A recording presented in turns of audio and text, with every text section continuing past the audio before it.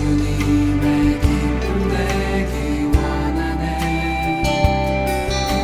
내 마음을 새롭게 하소서. 새 무대가 되게 하여 주사. 주님의 빛 비추게 하소서. 크리스찬 헤럴드의 청자 여러분, 안녕하십니까? 영혼의 쉼터 이 시간 진행의 정영철 인사드립니다. 크리스찬 헤럴드는 신문을 시작으로 라디오, 이제는 공중파 채널인 18.88을 통해 텔레비전으로도 함께 하실 수 있습니다. 이 시간에 방송되는 모든 목사님들의 설교를 인터넷 웹사이트 www.chtv1888.org를 통해 다시 들으실 수 있습니다. 하루를 귀한 말씀과 찬양으로 마감하시는 시간 되시기 바랍니다. 이 시간에는 먼저 프레이즈 교회의 계시록 강해 시간입니다. 오늘은 계시록 4장에서 5장까지의 말씀을 본문으로 하늘 보좌란 제목의 하나님의 말씀 전해주시겠습니다. 사도 요한을 하늘로 들어 올려서 그에게 앞으로 되어질 일들을 보여주시기 위한 그 말씀으로 이리로 올라오라 라고 하신 내용이다 라는 거, 그렇게만 기억하시면 될 것 같아요. 왜 그러냐면 이 부분을 성도들의 휴거라고 얘기하고 성도들은 환난을 거치지 않는다라고 주장하는 사람들이 환난 전 휴거를 말하는 성경 구절들 중에 하나가 이 구절이에요. 그럼 오늘 보셨지만 이건 그거랑 전혀 상관없다라는 것을 보시면 됩니다. 이제 또 그런 내용들이 나오면 다시 말씀을 드릴게요. 자, 요한의 사명, 계시록 1장 19절 우리 봤던 거죠. 네가 본 것과 지금 있는 일과 장차 될 일을 기록하여 전하는 것, 이게 요한의 사명이었어요. 그러니까 봐야 전할 거 아니에요? 그러니까 보여줄 테니까 와서 봐라, 그 내용이에요. 이거는 이해가 되셨죠? 그 다음에 2번, 하늘 보좌의 모습이 여기서 이제 그려집니다. 4장 2절, 성령에 감동되어 하늘 보좌와 그 위에 앉으신 이를 볼 수 있었죠? 성령에, 그러니까 이리로 올라오라 라는 그 음성을 듣고 2절에 내가 곧 성령에 감동되었더니 해서 올라가서 본 거예요. 어떻게 올라갔는지, 몸이 같이 갔는지 뭐 이런 건 모르겠어요. 그런 게 나오지 않으니까. 바울도 그렇게 하지요. 자기 영으로 가 있었는지 어떻게 가 있었는지 자기는 모르거니와 하나님은 아신다라고. 그러니까 어떻게 됐는지 그거 안 나오니까 거기까지만 보자는 얘기예요. 나온 데까지만. 어쨌든 성령의 감동이 돼서 하늘 보좌가 베풀어져 있는 하늘을 보기 시작합니다. 하늘 보좌가 베풀어져 있어요. 그 보좌에 앉으신 이가 있습니다. 그리고 4장 3절이 아까 읽으신 내용들이에요. 앉으신 이의 모양이 벽옥과 홍보석 같고 또 무지개가 있어 보좌에 둘렀는데 그 모양이 녹보석 같더라. 또 보좌에 둘러 24 보좌들이 있고 그 보좌들 위에 24 장로들이 흰옷을 입고 머리에 금관을 쓰고 앉았더라. 이렇게 나옵니다. 여기에 보시면 벽옥, 홍보석, 그 다음 녹보석 막 이런 말들이 거기 나오죠. 벽옥 같고 홍보석 같고 녹보석 같고 하는 것에 대해서도 너무 심각하게 막 그거 단어 하나하나에 파고들려고 하지 마세요. 같고라고 얘기했으면 녹보석이란 얘기예요? 아니란 얘기예요? 아니란 얘기예요. 제가 여기에서 무엇인가를 봤어요. 이걸 여기 계신 성도님들에게 전해주려면 어떻게 하면 될까요? 우리가 다 같이 공유하고 있는 어떤 것을 빗대서 마치 이것 같더라 라고 얘기해줘야 이해가 될 거 아니에요. 저만 아는 얘기로 여기서 얘기를 하면 이해를 못 하시지요. 그러니까 우리 모두가 아는 어떤 것을 빗대서 그 상황을 이렇게 설명해 준 거예요. 이렇게. 그러니까 여기 보시면 벽옥 같고 홍보석 같고 녹보석 같더라. 벽옥이나 홍보석이나 녹보석이란 얘기예요? 아니란 얘기예요? 아닌 거예요. 그러니까 그 단어 하나하나에 녹보석이 뭐지? 뭘 상징하지? 벽옥이 뭘 상징하지? 이렇게 접근하지 말라, 그런 얘기입니다. 그냥 정말 이 땅에서는 보기 힘든 갖가지 우리가 가치 있다고 여겼던 것들 있잖아요. 그런 게 하나님 앞에 다 펼쳐져 있구나. 그렇게 하나님이 모든 것의 최고의 가치구나 라고 하는 것으로 중심을 두면 될 것 같습니다. 그런데 여기서 잘 보시면 24장로 보좌가 있고요. 그 둘레에 24장로가 있고 24장로가 있었어요. 그 다음에 거기에 5절에 보면 번개와 음성과 우레소리가 나고 보좌 앞에 켠 등불 7이 있으니 하나님의 7역이라. 모든 것이 뭘 중심으로 돼 있죠 지금? 네, 하나님을 중심으로 보좌가 가운데 있고요. 그걸 뺑 둘러서 24장로가 있고요. 그 다음에 우레소리와 천둥 번개가 있고, 그 다음에 거기 또 보시면 또 뭐가 있었어요? 7 등불이 그 앞에 있고요. 그 다음에 또 밑에 쭉 읽으셨죠? 네 생물, 네 짐승이 거기 딱 있고, 모든 것이 하나님 중심으로 이렇게 배치가 돼 있다는 얘기예요. 이게 상당히 중요한 내용입니다. 모든 것을 하나님 중심으로 모든 것이 배치되어 있다. 그리고 하나님을 중심으로 모든 것들이, 피조물들이 거기 모이게 될 것이다 라는 거예요. 이 땅에 살면서 하나님 중심적인 신앙생활을 그래서 안 하면 거기 가서 상당히 어색할 겁니다. 그렇죠? 하나님 중심, 하나님을 바라보는 신앙생활을 안 하면 상당히 어색하고 거기 가서, 여기서도 그러잖아요. 이미 이제 우리는 하나님께 익숙해져서, 우리 주님께 익숙해져서 주님께 우리의 마음을 드리고 무릎 꿇는 것이 익숙하지만, 어떤 사람들은 하나님 앞에 무릎 꿇고 기도한다든지 그런 것이 익숙하지 않은 사람들이 있어요. 이 땅에 많잖아요. 그런 사람들이 여기 와가지고 주님 앞에 무릎 꿇으라고 그러면 그 사람들이 어떨까요? 느낌이 되게 어색할 거예요. 그러니까 못 간다 그 얘기. 못 가요. 하나님 나라는 모든 것이 하나님 중심으로 되어 있습니다. 그러니까 이게 우리 삶에 당연시 되어지고, 당연히 내가 주님 앞에 무릎 꿇고 주님이 내 주인이시라는 것이 믿어지고 고백되어지는 사람들에게는 하나도 어색한 게 없어요. 그러나 그렇지 않은 사람들에게는 그 광경이 상당히 어색할 겁니다. 하나님 나라는 하나님 앞에 무릎 꿇는 곳이에요. 여기 보시면 24장로들도요 하나님을 찬양하고, 거기 날아다니는 네 짐승들도요 거룩하다 하면서 하나님께 계속 영광 돌려요. 모든 초점이 하나님께 맞춰져 있는 곳이에요. 그렇지 않은 사람이 거기 갈 수도 없지만 가더라도 적응을 못할 거예요. 여기 뭐 분위기가 뭐 이래, 이렇게 될 거라고요. 그래서 아예 적응 못할 사람들은 처음부터 거기 들어가지도 못해요. 그러니까 하나님 앞에 예배하고 손들고 하나님께 기도하고 부르짖고 하는 것이 익숙하고 당연한 사람들만이 거기에 들어가게 될 것이다 라는 겁니다. 그러니까 이 땅에서도 하나님 중심적으로 하나님을 바라보면서 그렇게 신앙생활 하시기 바랍니다. 거기 또 제사장들의 그 벽옥, 홍보석, 녹보석 이런 것들이 다 제사장들의 가슴 흉배에 붙이던 그런 것들이죠. 그리고 계시록 21장에도 보면 새 예루살렘의 기초석들이 쫙 깔려 있는데 크게 바로 그런 보물들로 다 되어 있습니다. 그러나 거기에다가 너무 의미를 부여하시지는 마세요. 그냥 거기까지만 그냥 보세요. 보좌 주변을 우리가 봤습니다. 그런데 그 보좌 주변에 보면 4장 5절이에요. 보좌 앞 7 등대가 나옵니다. 하나님의 7 영이라 그런 얘기가 나오는데, 거기에 보면 구약 성막의 금촛대를 상징한다 그렇게 제가 써놨습니다. 이거 보세요. 여기에 보시면 제가 구약 성막을 여기다가 보여드립니다. 저게 구약 성막이에요. 자, 요 왼쪽 편에 있는 요것들은요, 요 레이저 보이시죠?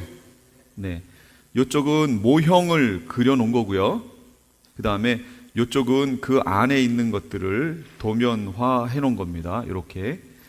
그러나 실상은 이렇게 되어 있습니다. 동서남북이요. 이렇게 되어 있어요. 근데 그걸 이렇게 지금 보여드리는 거예요. 이걸로 보여드리는 게 더 낫죠. 이쪽이 동쪽입니다. 동쪽이 출입문이 있어요. 일로 들어갑니다. 그럼 여기에 번제단이에요. 이게 물두멍이고요. 그 다음에 이제 이 전체가 성막이에요. 정체가 성막으로 들어가면 번제단이 있고 물두멍이 있고, 그 다음에 이제 여기로 들어가면 이게 이제 성소입니다. 그리고 이 안으로 더 들어가면 여기 지성소입니다. 예수님이 돌아가셨을 때 휘장이 찢어졌다라는 것이 어디 있는 건가요? 이건가요? 예, 여기를 얘기하는 겁니다. 여긴 지성소에 지극히 거룩한 곳이에요. 여기도 대제사장이 1년에 한 번밖에 못 들어가요.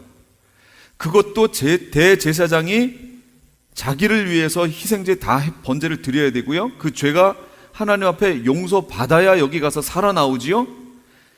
이걸 하다 마음이라든지 아직 용서받지 않은 어떤 것들이 남아있으면 들어가서 그냥 죽어요. 그러면 우리 대제사장이 돌아가셨네?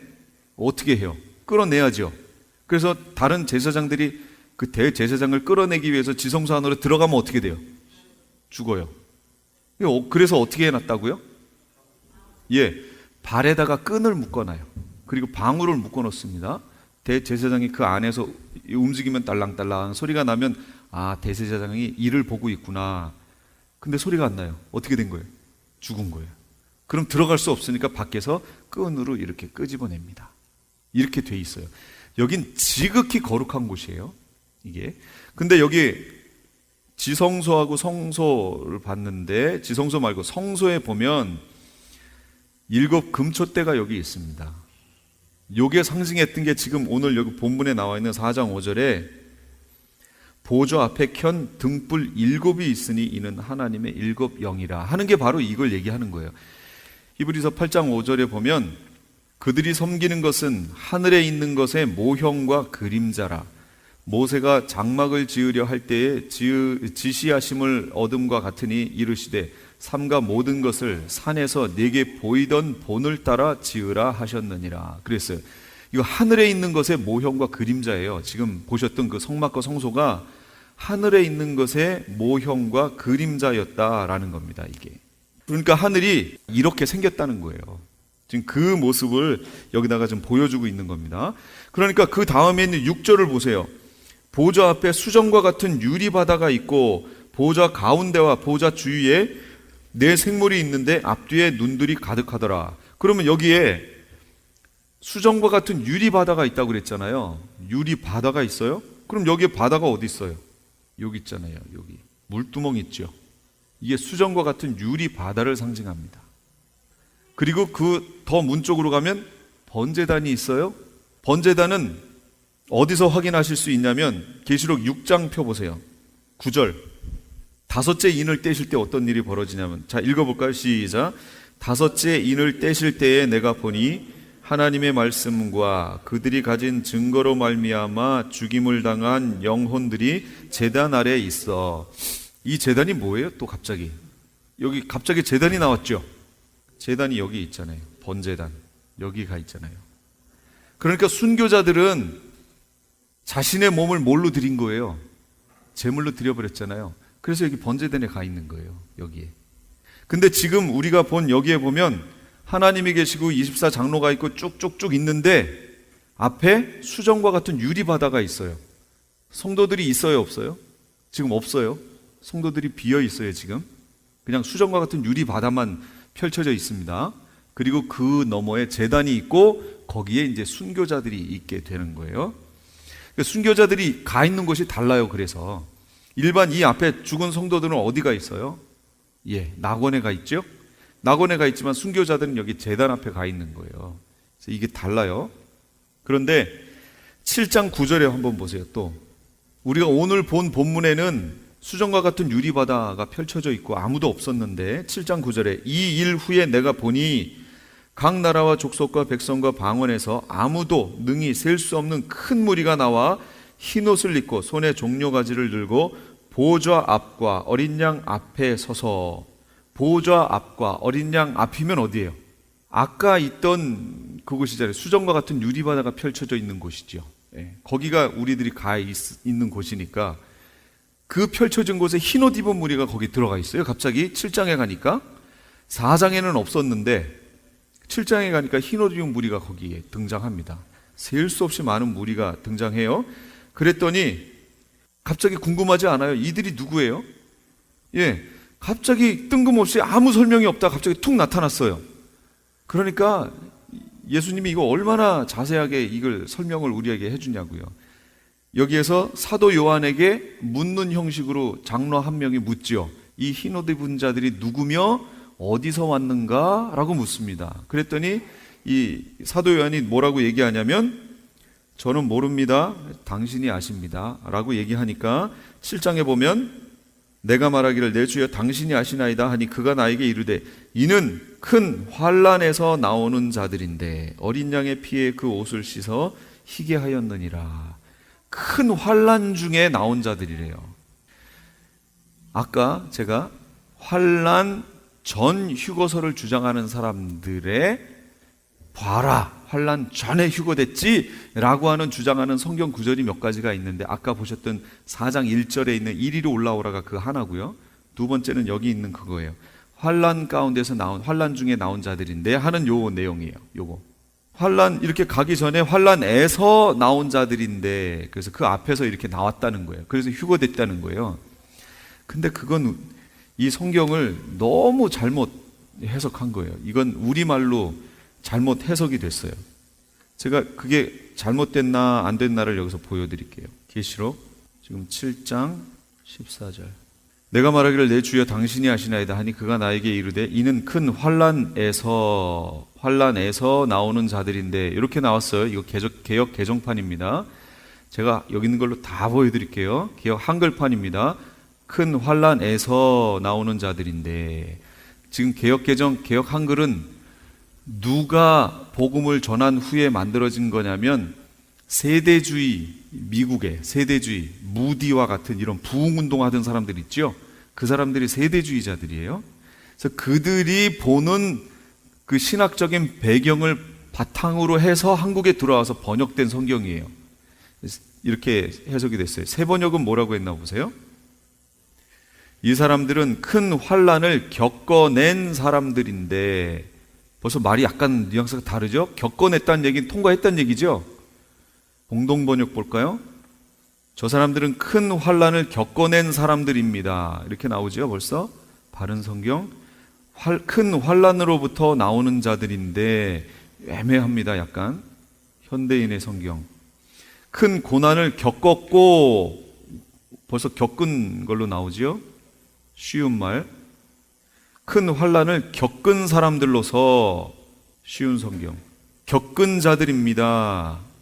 우리말 성경 환난으로부터 나오는 애매합니다. 이것도 약간 가톨릭 성경 저 사람들은 큰 환난을 겪어낸 사람들이다. 흥정역 큰 환난에서 약간 애매해요. 킹제임스 대환난에서 나온 사람들이며 애매하지요?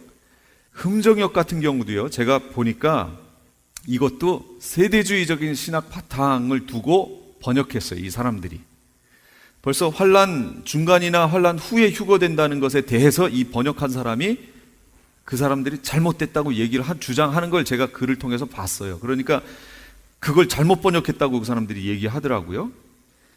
그래서 이 사람들도 세대주의 환난 전 휴거를 얘기하는 사람들이구나. 이걸 번역한 사람들도 그걸 알 수 있었어요. 그러니까 여기서 그냥 큰 환난에서 이렇게 나오지요. 에서는 참 애매합니다. 이게 환난에서라는 말이 환난 들어가기 바로 앞에서라는 얘기인지 환난 들어간 후에 그 중간에선지 끝에선지 이 에서라는 말은 요건 애매합니다. 아주. 그래서 차라리 하려면 뭐 여기 있는 것처럼 환난을 겪었고 이런 건 너무 정확하죠. 뜻이 겪어낸 사람들이라고 뜻이 좀 중요했는데 그냥 환난에서 하면 이게 뜻이 약간 애매합니다. 그러나 이 원어상의 의미는 뭐냐? 겪어낸이에요. 그 환난을 통과하고 그 환난 중에 올라간 사람을 의미하는 거예요. 그게 제가 그래서 에크라고 하는 전치사 얘기를 했잖아요. 에크.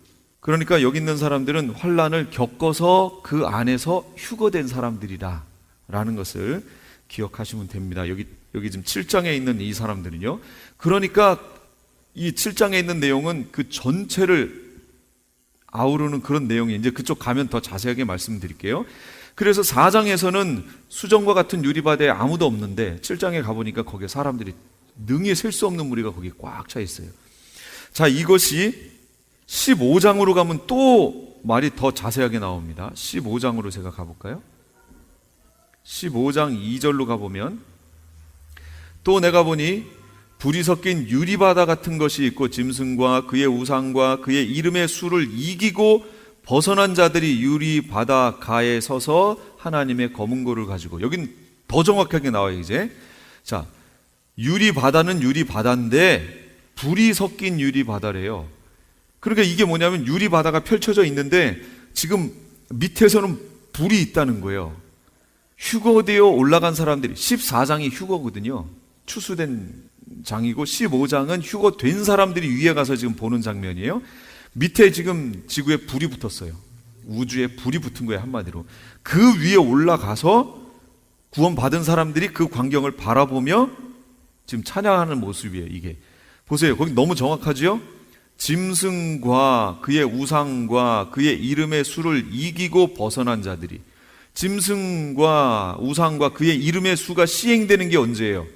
전 3년반이에요? 후 3년반이에요? 후 3년반이거든요. 이제 그걸 제가 또 계속 설명드릴게요. 후 3년반이니까 이 사람들은 지금 후 3년반을 거치고 나서 이기고 올라간 사람들이잖아요. 그러니까 환란을 거쳐야죠.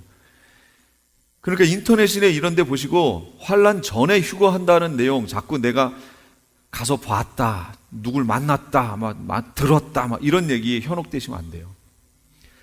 계시록에 있는 말씀대로 그냥 따라가시면 됩니다. 마지막 때는 미혹의 영이 쫙 퍼진다고 그랬거든요. 그러니까 미혹의 영을 따라가시면 안 돼요. 그래서 바울이 뭐라고 그랬어요? 봤다, 들었다, 만났다, 우리가 너에게 쓴 편지로나 쉽게 동심하거나 이러지 말아라 라고 얘기했잖아요. 뭐가 있을 거라고요? 예수님 오시기 전에 미혹이 먼저 있을 것이고 배교가 있을 것이고 적그리스도가 드러나고 그 다음에 예수님 오신다 그러잖아요. 그러면서 예수님이 하나님의 나팔과 천사장의 소리로 임하신다는 거예요. 그때 이제 우리가 휴거된다고 얘기하셨잖아요. 그러니까 순서가 어떻게 돼요? 미혹하는 일이 먼저 있을 거예요. 그 다음 배도하는 일이 있을 거라고요. 그 다음 적그리스도가 나와야죠. 적그리스도는 후 3년 만에 나오잖아요. 사실은 알려지게 나오는 건 후 3년 만. 물론 7년 환란 기간이 적그리스도의 기간이지만 적그리스도라고 하는 것이 전 3년반 기간 동안에는 이스라엘과 맞물려서 이 평화의 사자처럼 마치 이렇게 등장해요.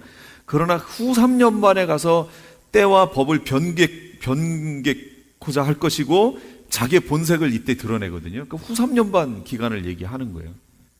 그러니까 환란을 거쳐야 예수님이 오시고 우리의 휴거도 그때 있다고 바울이 계속 얘기해 주는데 지금 미혹의 영이 얼마나 많은지 몰라요. 그래서 인터넷 찾아보실 필요도 없어요. 제가 다 찾아봤어요.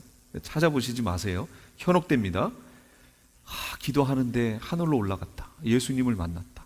이런 얘기가 얼마나 많은지 몰라요. 지금 그러면서 때가 다 됐으니까 준비하라고, 환란 들어가기 전에 휴거된다고, 이런 얘기 많아요. 안 됩니다. 성경하고 달라요. 진짜로 달라요. 거기에 미혹되시면 안 돼요. 여기 성경도 쭉 이렇게 찾아보면 그게 아니구나를 바로 알 수 있습니다. 물론 일반 성도들보다, 일반 성도가 휴거되는 것보다 먼저 휴거되는 이들이, 휴거가 아니라 승천하는 이들이 있어요. 그건 14만 4천이에요. 그 내용이 어디 있느냐? 제가 이 표지 맨 뒤에다가 해놨죠. 여기 시간표에 다 있어요. 제가 지금 요걸 보고 나가고 있지 않기 때문에 요걸 잘 못 보시는데, 제가 드린 프린트물 제일 뒤 바로 앞장에 보시면 여기 시간표가 다 나와 있습니다. 여기에 보시면 그 내용이 있고요. 제가 여기 자세하게 이제 나중에 여기다 써가면서 설명을 드릴게요.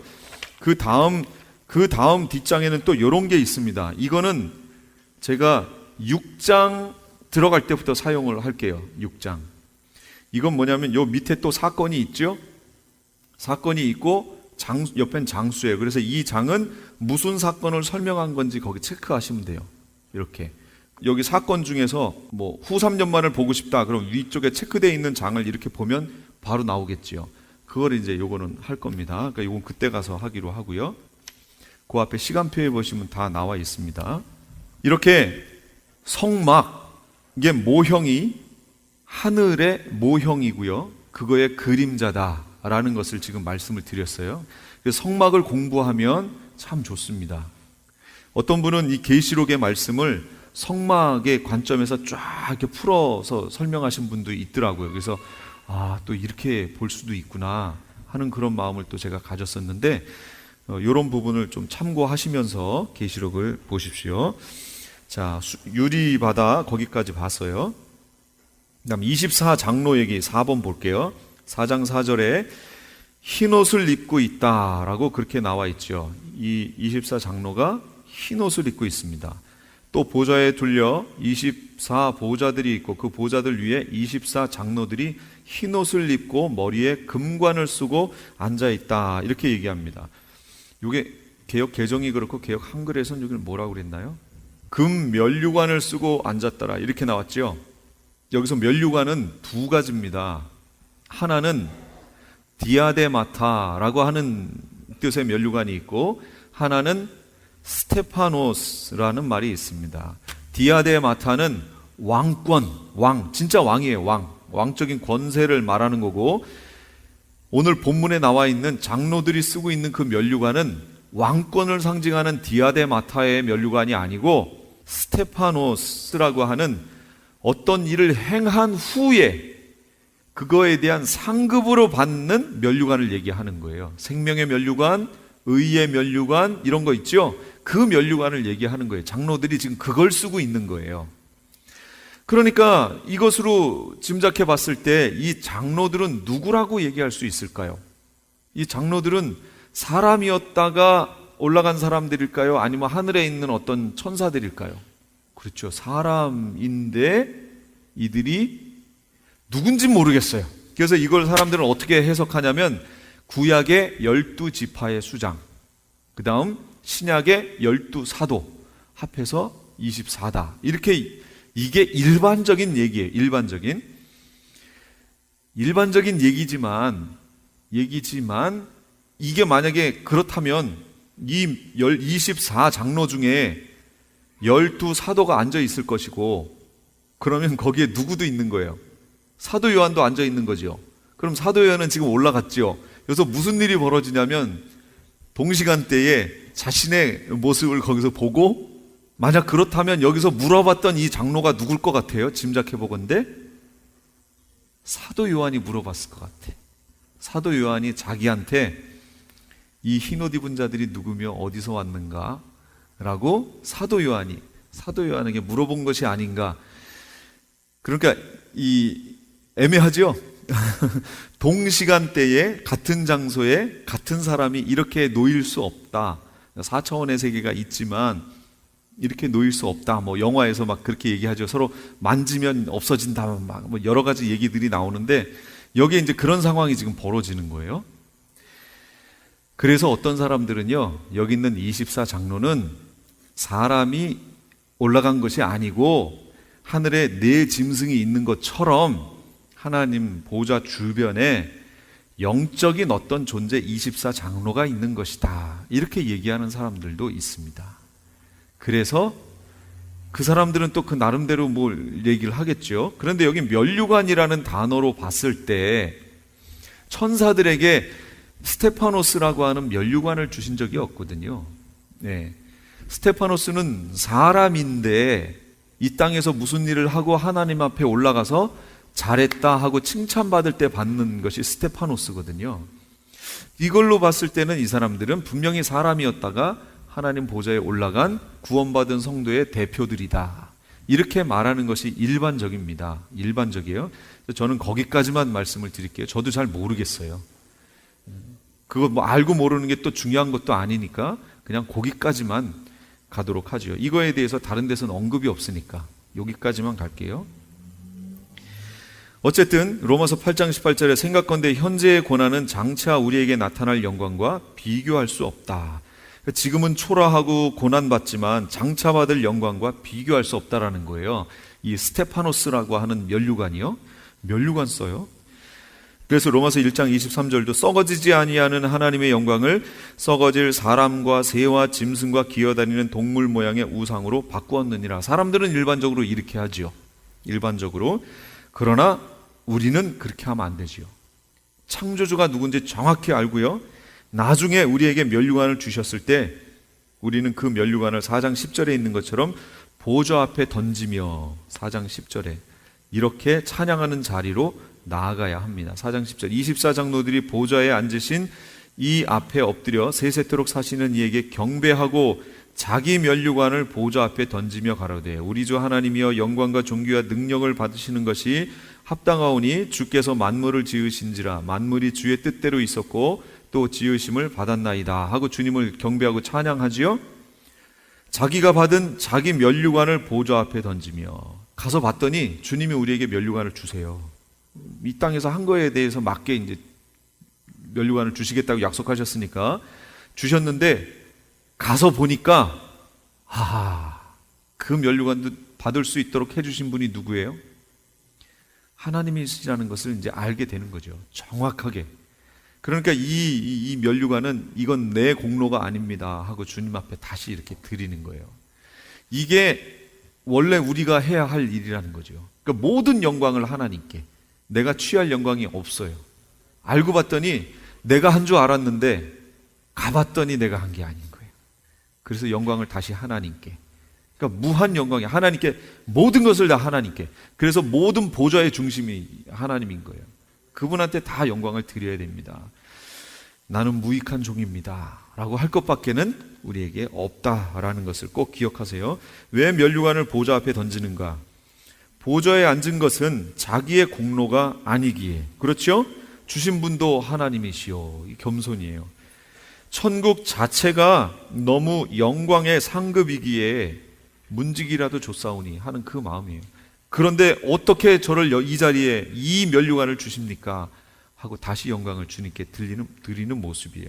이게 마땅한 모습 아닌가요? 그렇게 될 겁니다.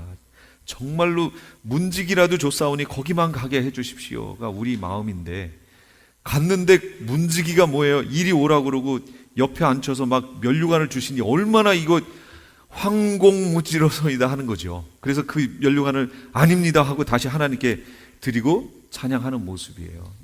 우리가 이래야 된다라는 거죠. 네. 다섯 번째, 내 생물과 그 하는 일입니다. 4장 7절에 사자, 송아지, 사람, 독수리 여러 가지로 이렇게 표현이 되어 있어요. 마태마가, 누가, 요한복음도 이렇게 표현이 되지요. 사자, 영적인 위엄, 송아지, 충성과 헌신, 희생, 사람, 지혜와 인격성, 독수리, 신속성, 이거 다 누구의 속성을 말하는 거죠? 여기 나와 있는 상으로 봤을 때 누구의 속성이에요? 첫째 생물은 사자 같고, 둘째 생물은 송아지 같고, 첫째 생물 사자, 둘째 생물 송아지, 셋째 생물 얼굴이 사람 같고, 넷째 생물은 날아가는 독수리 같아요. 이 생물이 뭐예요? 이 생물들이 요게 바로 천사들이잖아요. 짐승. 여기서 말하는 짐승은 하나님 앞에 있는 짐승 얘기하는 거예요. 이 나중에 나타날 두 무적행에서 올라오고 하는 두 짐승, 그 짐승, 하나님 앞에 하나님을 수종드는 짐승, 네 짐승, 생물을 얘기하는 겁니다. 생물. 이 생물들은 천사입니다. 천사예요. 여기 말하는 사자와 송아지와 사람과 독수리는 천사들의 속성을 말하는 거예요. 천사들의 속성.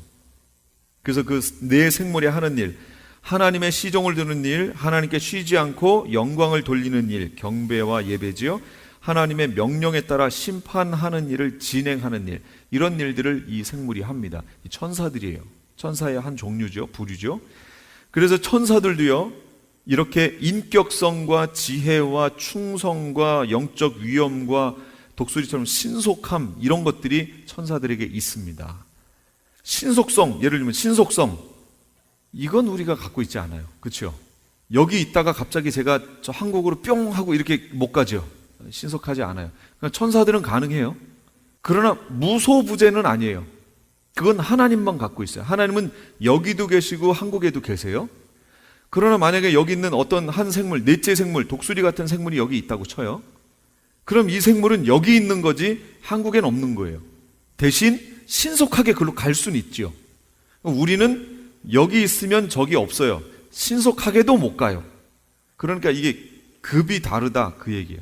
그래서 여기 있는 인격성이라든지 뭐 이런 거, 지혜라든지 이런 거는 우리에게도 있는 거니까 공유되는 속성이지만, 하나님과 우리가 공유되는 속성, 그 천사가 그 사이에 있어서 같이 공유되는 속성의 어떤 부분들이 있지만, 그러나 그 중에서 지금 육체를 입고 있는 우리는 상당히 공유되는 속성 말고 나머지 비공유적인 속성에 있어서 상당히 뒤처져 있지요. 그리고 천사와 하나님이 또 공유되어 있는 속성이 있지만 역시 공유되지 않는 속성들이 있어요. 아까 보셨던 것처럼 무소부재, 이런 건 천사들은 없습니다. 사단이 지금 어디 있을까요? 어딘가 있겠죠. 그럼 여긴 없는 거예요. 그럼 여기에는 누가 있는 거예요? 사단의 졸개들이 있는 거죠. 그러니까 하나님을 제외한 모든 영들은 다 제한적이에요. 무소부재하지 않습니다. 근데 우리가 그냥 마귀라고 부르는 것 뿐이지, 마귀, 옛 뱀, 용이라고 부르는 건 단수입니다. 단수. 하나밖에 없어요. 그게 사탄이에요. 루시퍼라고 하는 루시퍼. 그 하나밖에 없어요. 지금 저 공중의 권세 잡고 거기에 자기 자리에 앉아 있겠죠. 거기서 저기 명령을 내리면서 자기 졸개들을 부리고 있는 거죠. 이미 이 땅에 와 있는 그 졸개들이 여기에서 견고한 진을 지금 만들어 가고 있는 중입니다. 우리 주변에서. 여기 들어오시다 보면 요 옆에, 우리 요 건물 바로 옆에 1층에 제가 어느 날 깜짝 놀랐어요. 우리 계시록 이거 붙이러 이렇게 사다리 들고 아침에 가다가 위를 딱 봤는데 이만한 창 들고 시커먼 이 수정 들고 이렇게 있어요. 옆에 그림이. 그래서 누가 장난으로 그려놨나? 또 영어도 아니에요. 영어도 아닌 걸로 막 이렇게 써가지고 무슨 뜻인지 전혀 모르겠어요. 오늘 아침에는 제가 이렇게 가다 문이 열려 있길래 안을 이렇게 봤어요. 그랬더니 불교에서 하는 하여튼 뭐 상 있잖아요. 뭐 그런 거 뭐 여러 개가 거기 이렇게 있고 그래요. 그러니까 아마 이게 점쳐주는 데 같아요. 여기가. 요런 것이 옆에 있으면 썩 안 좋습니다. 기도하셔가지고 그냥 요거 그냥 이렇게 튕겨내야 돼요. 요거. 점칠 때 점 하나도 안 이 진짜면은 점이 안 나와야 돼요. 근데 가짜면 점이 나올 거예요. 사람들 속이는 거죠. 진짜면 점이 안 나와야 돼요. 그냥 탁 쳐가지고 그냥 쫓아내버려야 돼요. 아침에 이거 하다가 깜짝 놀랐잖아요. 이렇게 쫙 된 창 들고 그냥 이렇게 된 거 쓰고 수정 구슬 들고 뭐가 이렇게 탁 서 있잖아요. 그래서 깜짝 놀래가지고 누가 장난하느라고 벽에다 그림 그려놓은 줄 알았어요. 저는. 근데 아니더라고요. 거기서 영업을 하는 거더라고요. 그래서 이렇게 이 땅에 견고한 진을 자기들 나름대로 만들어가고 있습니다. 지금 사단은 저 위에 있고요. 공중 권세자원자로. 네 생물이 하는 일이 그거예요. 하늘 보좌 앞에서 벌어지는 일입니다. 하늘 보좌 앞에서는 그럼 무슨 일이 벌어지느냐? 4장 8절에서 11절인데 여기에선 다 찬양하는 일이 벌어집니다. 모든 피조물의 본분이 바로 이 찬양하는 일입니다. 네 생물 8절부터 11절이라 모든 만물이 찬양하는 것이 하나님 앞에서 해야 하는 본분이다라는 거 설명드리고 5장으로 가겠습니다. 보좌에 앉으신 이의 오른손에 있는 책 5장 1절인데 안팎으로 기록되어졌고 7인으로 봉해져 있습니다. 7번 하는 거예요. 안팎으로 봉해져 있고 7인으로 봉해졌어요. 봉인된 이유가 거기 나오죠. 함부로 개봉할 수 없는 비밀이다 라는 뜻이고요. 또 하나는 열릴 때가 있다 라는 의미입니다. 다니엘서 12장 4절 9절에도 나와 있어요. 다니엘아, 마지막 때까지 이 말을 간수하고 이 글을 봉함하라. 많은 사람이 빨리 왕래하며 지식이 더하리라. 다니엘아, 갈지어다. 이 말은 마지막 때까지 간수하고 봉함할 것이니라. 다니엘에겐 보여주셨어요. 이미. 근데 다니엘이 못 깨닫습니다. 그랬더니 9절에서 다니엘아 갈지어다. 이 말은 마지막 때까지 간수하고 봉함할 것이니라. 이렇게 말씀을 해주십니다. 때가 되면 열린다는 거예요. 마지막 때가 되면 열린다는 얘기예요. 그러면 계시록 22장 10절 말씀을 보여드릴게요. 요 앞에 보세요. 여기 있습니다. 또 내게 말하되 이 두루마리의 예언의 말씀을 임봉하지 말라. 때가 가까우니라. 다니엘한테는 봉함하라. 마지막 때까지 간수하게 둔다고 얘기하셨어요. 근데 요한에게는 임봉하지 말라. 때가 가까우니라. 이렇게 얘기했어요. 열렸단 얘기죠. 열렸어요. 임봉하지 말아야 할 책이기에 반드시 열어주십니다. 이것들 외에 더하거나 제하면 재앙을 받고 생명나무와 거룩한 성에서 제하여 버리겠다. 이 무서운 말씀이죠. 이 말씀과 함께 열어주셨어요. 열어주셨기 때문에 우리가 아주 조심조심하면서 봐야 돼요. 알 수 있는 그 이상을 벗어나서 거기다 더하거나 막 이러지 말아야 돼요. 그냥 보여주신 데까지만 보면 돼요. 그냥 거기까지. 그래서 제가 억지로 막 해석하면서 나가려고 안 하는 겁니다. 그냥 보여주신 데까지만 하고 그냥 가는 거예요. 계속 이렇게. 그래서 전체적인 뜻 안에서 보려고 합니다. 봉인된 책 안에 있는 내용이에요. 계시록 1장 1절 반드시 속히 될 일, 1장 19절 장차 될 일, 4장 1절 이후에 마땅히 일어날 일들, 22장 6절 반드시 속히 되어질 일, 다니엘 8장 17절 26절 여러 날 후의 일, 에스겔 2장 7절 10절 애가와 애곡과 재앙, 그러니까 화의 말들, 이런 것들이에요. 이런 말들이 계시록에 기록되어 있다는 거지요.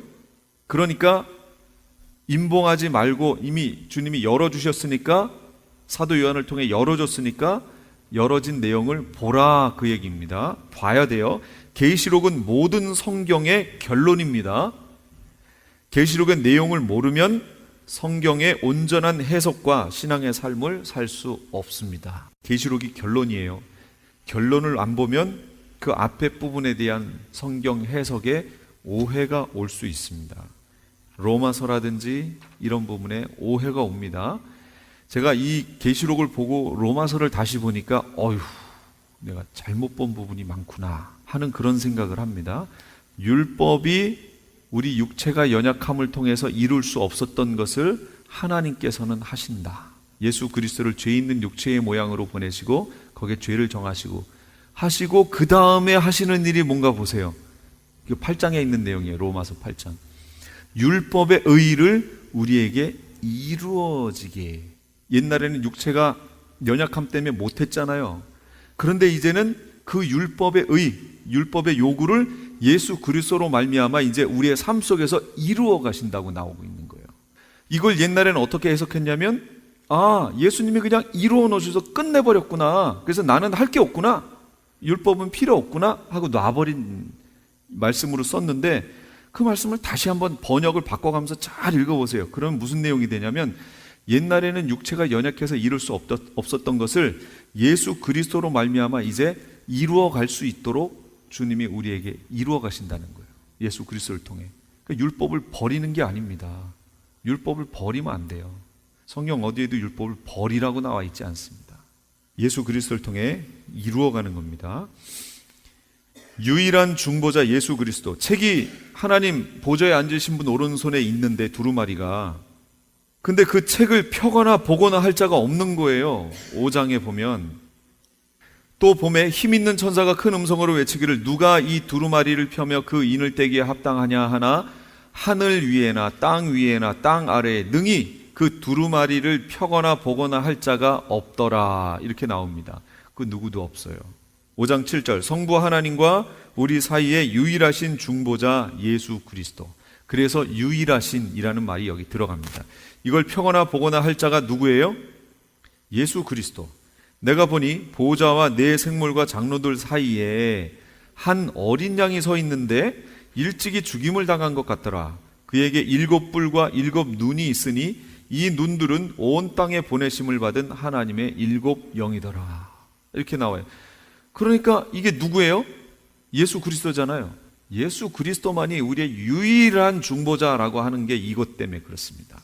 예수 그리스도만이 그 보좌에 앉으신 분 오른손에서 이 두루마리를 가져다가 이 임봉한 것을 뗄 수 있는 거예요. 그 떼는 장면이 이제 6장 다음 주에 나오는 겁니다.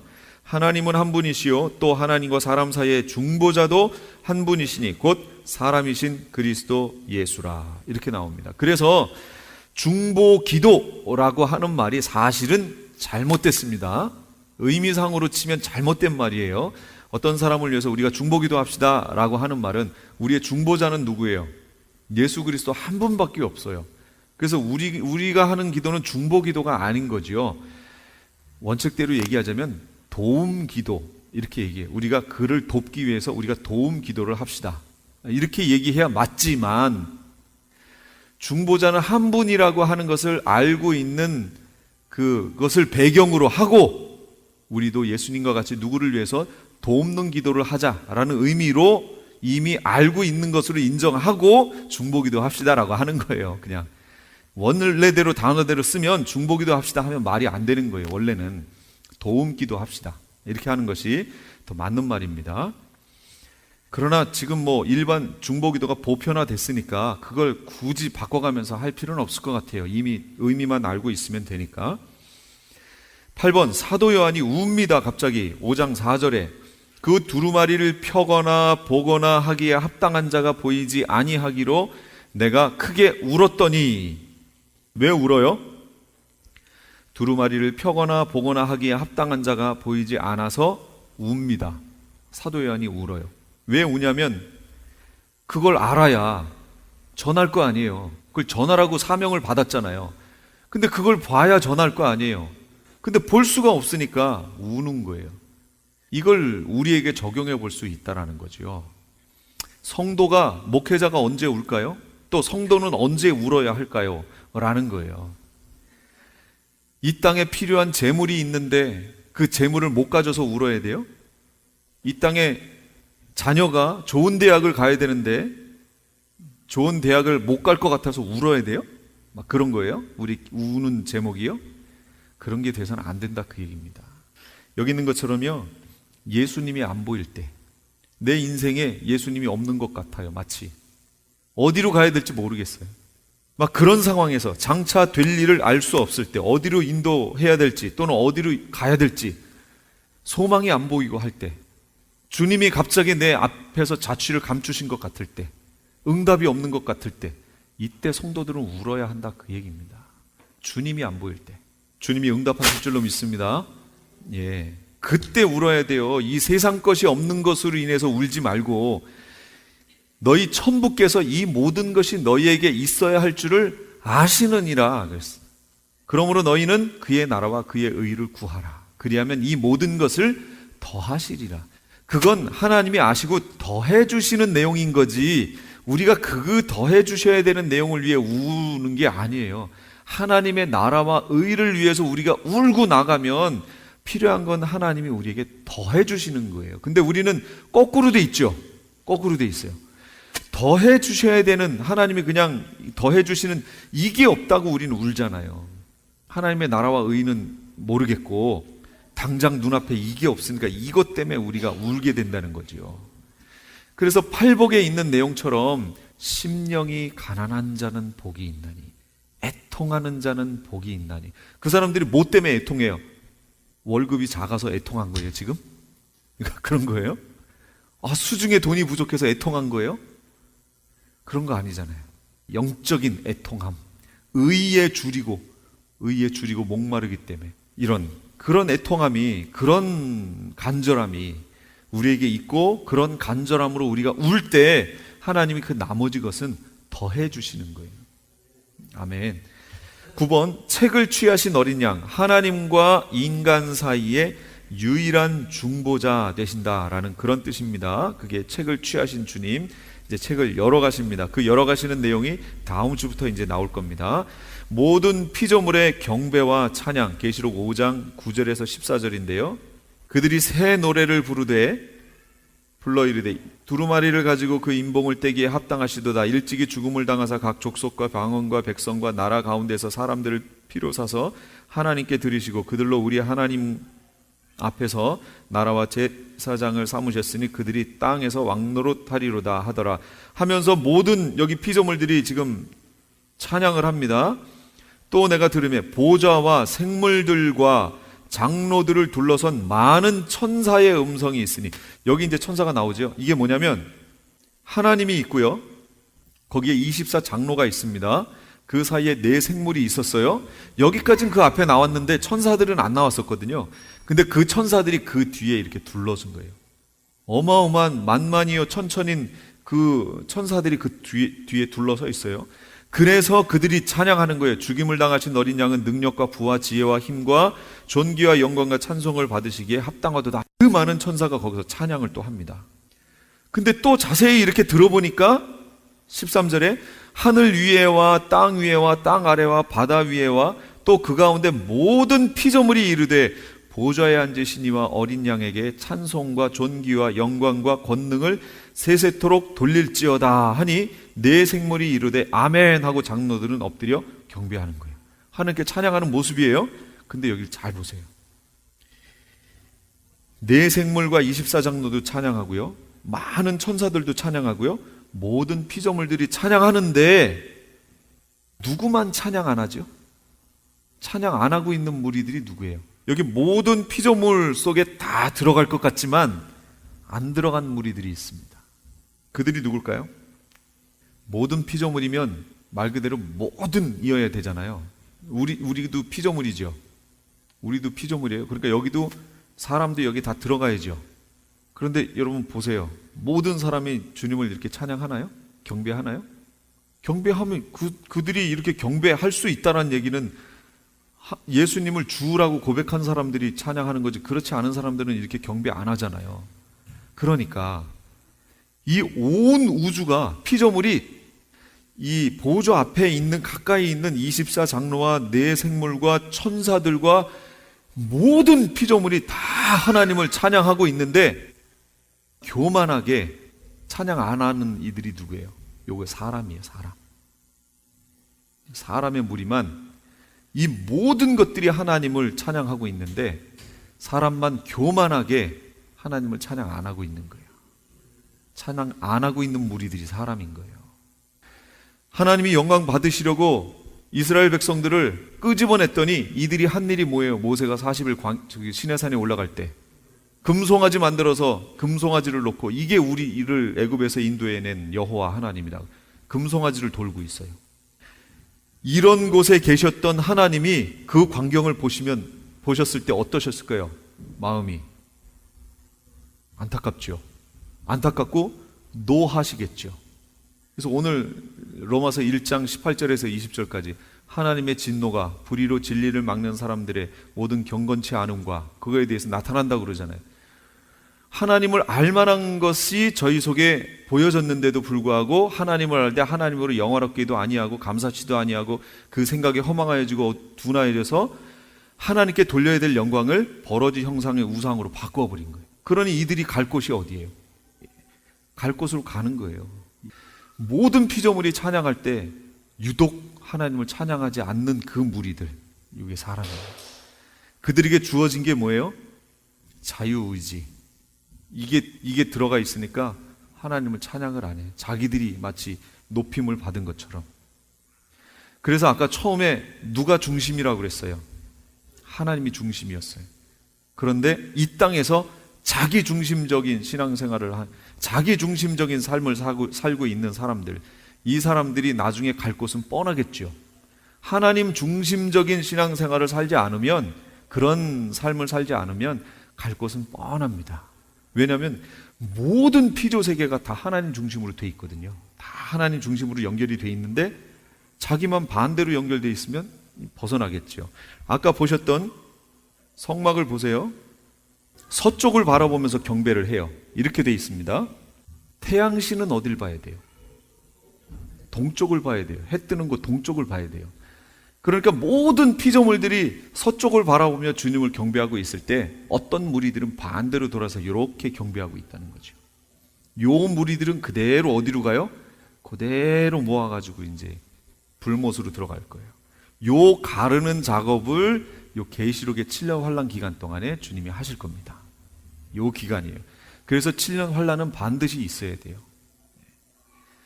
요 기간이니까 나는 지금 서쪽을 바라보며 주님께 경배하고 있는지, 아니면 동쪽을 바라보며 태양신을 섬기고 있는지, 태양신이라는 게 이 땅에 있는 신을 얘기하는 거잖아요. 이 땅 것을 내가 섬기고 있는지 우리 자신을 한번 돌아봐야 합니다.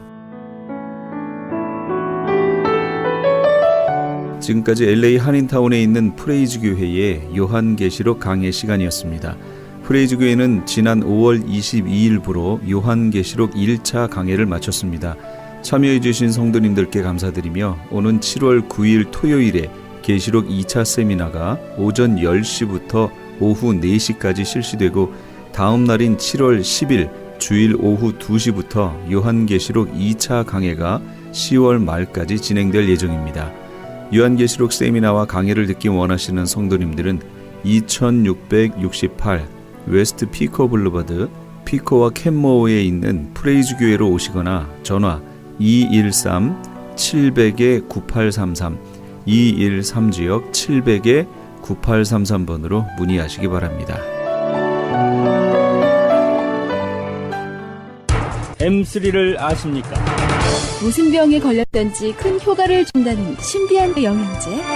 혈액에 영양을 공급하여 힘이 생기니까 피곤하지 않고 이제는 지팡이 없이 걸을 수 있다고 많은 분들이 간증을 합니다. 혈액 해독, 기력 회복, 뼈 골수 영양 공급, 심장, 뇌, 혈전 용해. 유태인 회사가 제조한 특수 영양제. M3, 혈액 순환을 잘 되게 하는 최고급 영양제. M3, 크던 작던 아픈 곳이 있다면 M3. 213-435-9600, 213-435-9600번입니다. 정직한 마음으로 권해드립니다.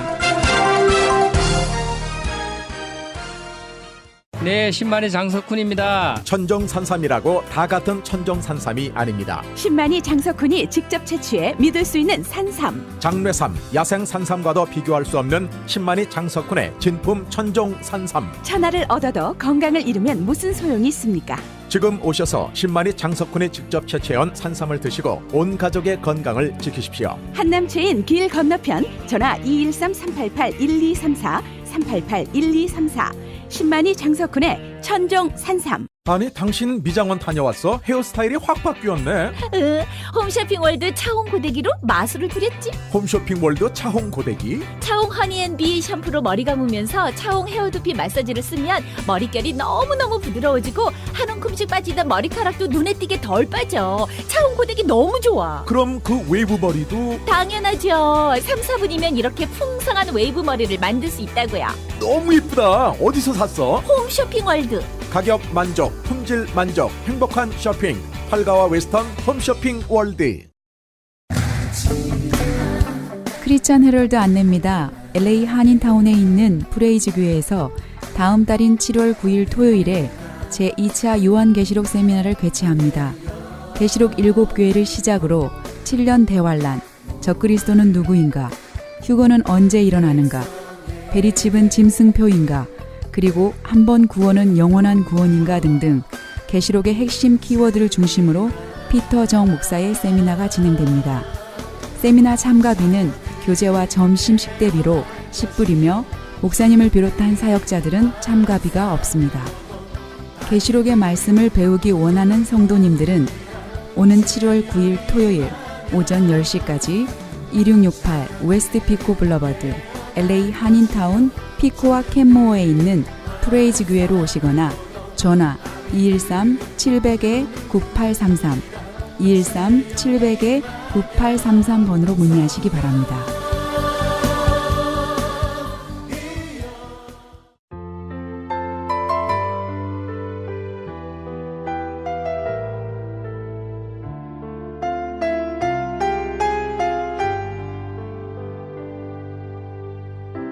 가난한 사람을 학대하는 자는 그를 지으신 이를 멸시하는 자요 궁핍한 사람을 불쌍히 여기는 자는 주를 존경하는 자니라. 잠언 14장 31절 말씀입니다. 가난하고 헐벗고 굶주린 일가 친척과 이웃을 위해서 내 귀한 것을 내놓을 수 있는 마음이 생기고 또 그 마음이 행동으로 옮겨질 때 변화가 일어나며 그 변화의 틈 사이로 하나님의 사랑이 임하시게 됩니다. 주님께서 말씀하신 구제의 신비가 바로 이런 것이지요. 줄 수 있을 때, 베풀 수 있을 때 주고 베풀어야 하지 않을까요? 그럴 수 있는 위치에 세워주신 것을 또한 감사하면서 말이죠. 지금까지 크리스천 헤럴드 방송에서 보내드린 영혼의 쉼터의 정영철이었습니다. 고맙습니다.